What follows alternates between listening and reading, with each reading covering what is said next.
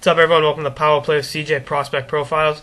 Today we focus in on Boston University center Charlie Coyle, and he's property of the Minnesota Wild, former first-round pick of the San Jose Sharks. Got traded this past draft for as part of the Brent Burns trade. That was a preeminent example of how you got to give up something good to get something good. And San Jose has aspirations to win the Stanley Cup, and in order to get a big physical puck-moving defenseman like Brent Burns, had to give up an elite prospect in Charlie. So, a little background on him. I saw him play his freshman year for Weymouth High against CM in the state tournament. That was a tough loss and one of the best high school hockey games I've ever seen. 2-1 thriller. But more about that. I can talk about that game for days. Rosie getting CM on the board in the second period. But I digress. Played not only at Weymouth but at their academy, and then later for the South Shore Kings of the Eastern Junior Hockey League.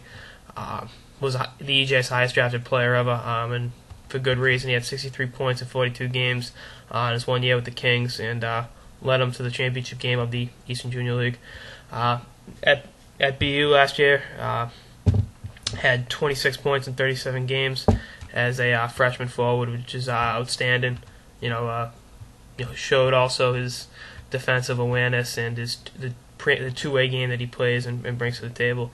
He, big kid, plays physical. His on-ice awareness is outstanding.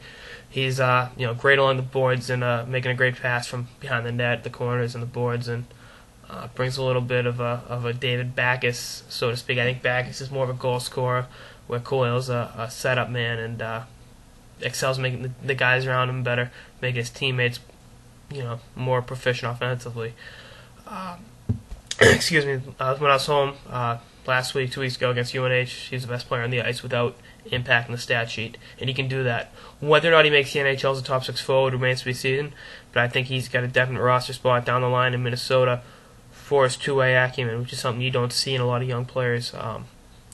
Last year was one of Team USA's best forwards at the World Juniors, showing his offensive abilities with 6 points in 6 games, and will be called upon again this year to be a top six forward on that team, and hopefully bring home the gold to Massachusetts. But he's got the compete level is outstanding. Draws penalties, hits, block shots, that's there. All the intangibles are there, and the tangibles are there at the NCAA level and at the international junior level. But will the tangible skills translate to the NHL? I don't know. A lot of high scorers in college turn out to be great two-way NHL pros, and the offensive numbers don't follow them. That's not necessarily a bad thing, because I think he will find a niche definitely with Minnesota down the line for sure, maybe as soon as next year. I personally think he'll need a little bit of AHL seasoning, because the jump you go from playing against boys at the NCAA level at Hockey East to playing against men in the AHL. I'm going to speak as a referee. I know speak to refs that ref Hockey East and then made the jump to the AHL, and it's like nothing you've ever seen. So that puts it in perspective of what the level of competition is before we even talk about the show. Obviously every hockey player aspires to get there, but there's no direct road to. Everyone takes a different road to the NHL, and it's sometimes the fastest roads don't work out. That's why I think some season in the AHL to with Houston, Minnesota's affiliate, probably be the best thing for him. Not even a full season, maybe 40, 50 games, and then find a role in the Wild. And like I said, will he be a top six forward going forward? No pun intended, going forward. I don't know. That like I said, remains to be seen. At 19 years old, he's shown great two-way acumen and great offensive abilities at the NCAA level.